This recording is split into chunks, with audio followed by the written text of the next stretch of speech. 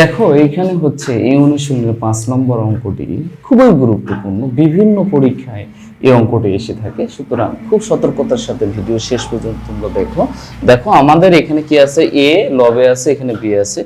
আমরা এই অংশটাকে রাইট হ্যান্ড সাইডে দুইটা ভাগে ভাগ করব।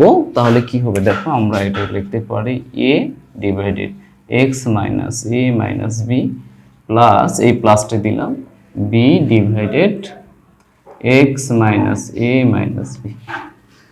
আর এখানে কি হলো, a divided x minus A plus B divided x minus B.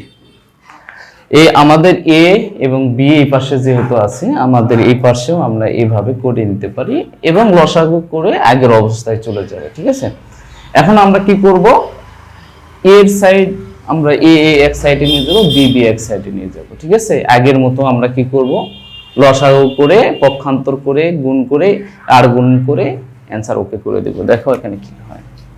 তাহলে আমরা কি করব, এই অংশটি নিয়ে আসবো a divided x minus A minus a divided x minus A minus b। তাহলে এটাই পাশে থাকে গেল, আমাদের কি হবে b divided x minus A minus b minus এটা ওই পাশে গেল, তাহলে কি হবে b divided x minus B. এর মানে হচ্ছে আমরা লবে এ অংশগুলো এক সাইডে করে নিলাম এবং লবে বি অংশগুলো এক সাইডে করে নিলাম, কি করে, পক্ষান্তর করে, তাই না? এখন হচ্ছে আমরা লসাগু করব। লসাগু এখানে কি হবে, এখানে আছে x মাইনাস এ একটা লসাগু, আর একটি কি হবে x minus A minus B, এটি একটি, তাই না?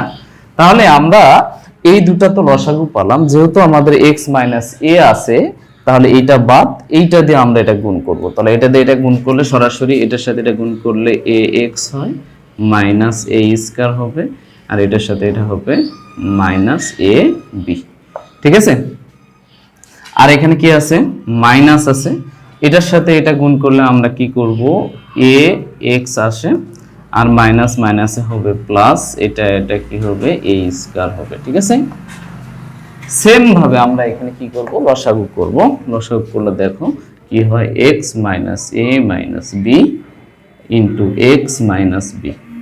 তাহলে এটা আমরা কি করব, এটার সাথে এটা গুণ করব, এটার সাথে এটা গুণ করলে bx মাইনাস বি স্কয়ার, এটার সাথে এটা গুণ করলে কি হবে দেখো, এখানে মাইনাস bx মাইনাস মাইনাসে প্লাস ab, এখানে কি আছে মাইনাস মাইনাসে প্লাস বি স্কয়ার।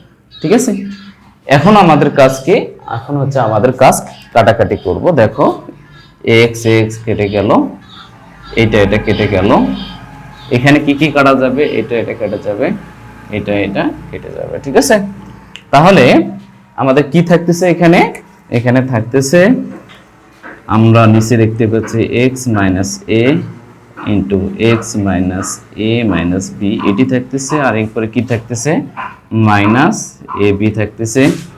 এখানে কি থাকতেছে, নিচে হচ্ছে X minus A minus B into X minus B, আর উপরে থাকতেছে এ বি।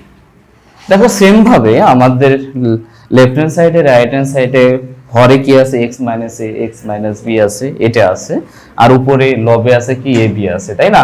তাহলে আমরা সেম ভাবে কি করতে পারি, যে উভয় পক্ষে x minus A minus B divided A B দ্বারা কি করে গুণ করে দিতে পারি, দিলে এটা কেটে যাবে, এটা কেটে যাবে। কেটে দিলে কি থাকবে দেখো,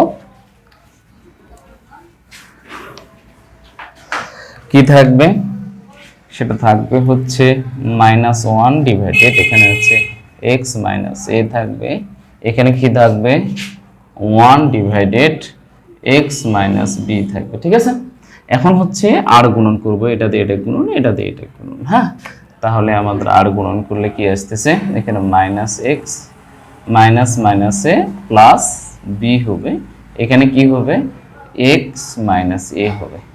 এখন হচ্ছে আমরা কি করব, চলকগুলো এক সাইডে নিয়ে আসবো, চলকগুলো এক সাইডে নিয়ে গেলেই আমাদের কি হয়ে যাবে, সমাধান হয়ে যাবে।